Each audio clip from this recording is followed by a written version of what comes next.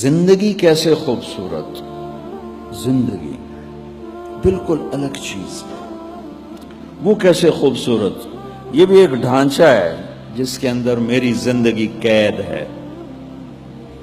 ہم اپنے اپنے قید خانے میں ہیں، ہمیں دیکھنے میں موت خوفناک نظر آتی ہے، ہر مرد عورت کو نظر آتی ہے۔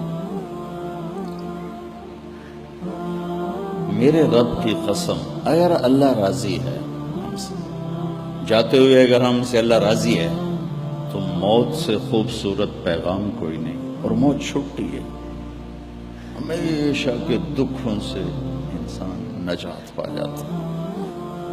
لیکن چونکہ اس کا منظر خوفناک ہے، بولتا مرد ہے عورت، وہ طارق جمیل کی بجائے میت کہلانے لگتا ہے، ڈیڈ باڈی کہلانے لگتا ہے۔ کوئی بھی نہیں کہتا مولانا طارق جمیل دی منجی چاہو، کہتے ڈیڈ باڈی اٹھاؤ، میت اٹھاؤ، نام ہی تبدیل ہو جاتا کہ وہ موت ایک خوفناک چیز نظر آتی۔ اگر اللہ راضی ہے تو اس سے خوبصورت کائنات میں کوئی چیز نہیں۔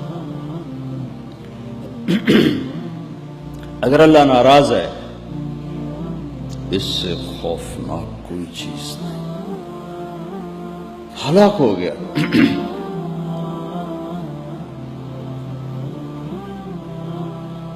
ہم اپنے پنجرے میں بند ہیں، یہ جب ہوتا ہے کہ تو چھٹی ہو جائے گی، نکل جائیں گے، آزاد ہو جائیں گے، اور ایک لامحدود کائنات کی طرف ہمارا انتقال ہوتا نا، ایک چیز کا ایک جگہ سے